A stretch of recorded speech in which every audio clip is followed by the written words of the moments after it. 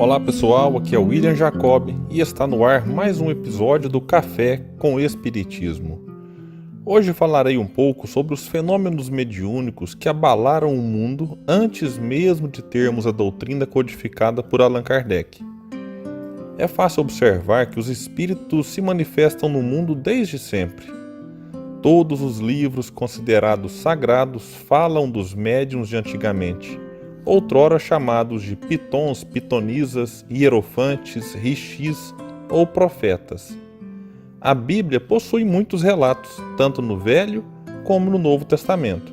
E para citar apenas um deles, destaco o diálogo de Jesus com Moisés e Elias, que no Monte Tabor se materializaram para falar com o Mestre. Neste episódio, podemos dizer que houve a revogação da lei anteriormente estabelecida pelo próprio Moisés, que proibia a comunicação com os chamados mortos. Depois disso, a história registrou muitos fenômenos produzidos por diversos médiuns, inclusive na própria Igreja Católica, como o santo Afonso de Liguori, que tinha a bicorporeidade, mesma faculdade de Santo Antônio de Pádua. Poderíamos citar centenas de outros casos, mas é preciso dizer que um dia, em especial, ficou marcado na história do espiritualismo e, de certa forma, do espiritismo. Falo do dia 31 de março de 1848, data que, em Hydesville, vilarejo dos Estados Unidos, tivemos o caso das pancadas na parede da casa da família Fox. Sem saber de onde vinha o barulho, os pais das meninas Kate, de 11 anos, e Margaret, de 14, começaram a analisar a parte externa da casa, para ver se era algum vizinho querendo passar medo neles. Depois de tudo averiguado e alguns testes realizados, verificaram que as pancadas intensas, que pareciam sacudir a casa, vinham de um espírito que queria se comunicar com eles. O fato foi fartamente estudado, e essas meninas, assim como a irmã mais velha, Leia, foram pesquisadas por diversos homens de ciência que não encontraram fraudes nos fenômenos por elas produzidos.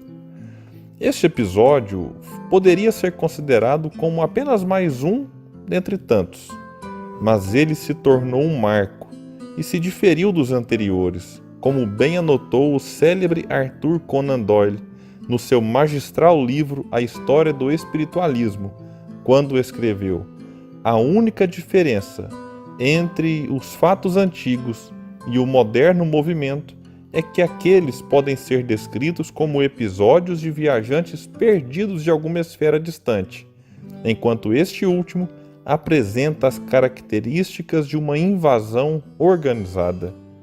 É interessante imaginar a forma como Conan Doyle, criador do famoso personagem Sherlock Holmes, coloca: é como se a partir de um determinado momento, uma invasão espiritual, tal qual numa guerra, fora autorizada.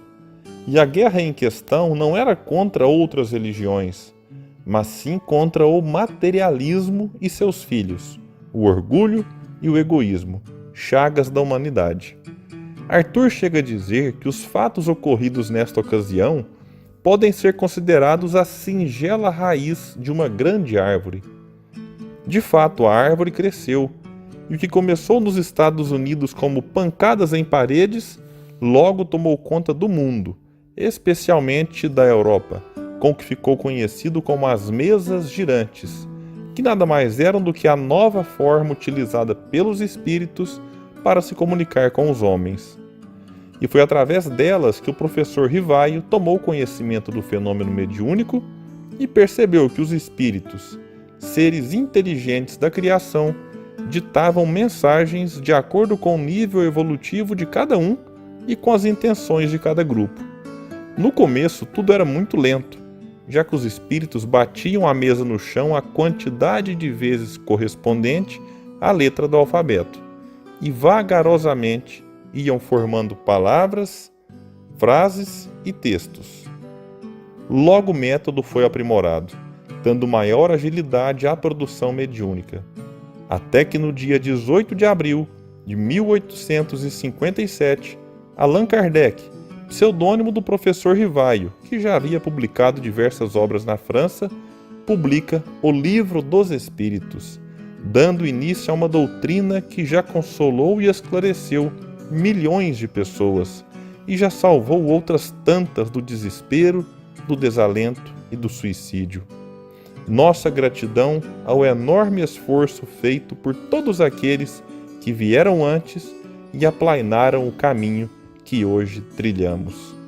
Muita paz e até o próximo Café com Espiritismo.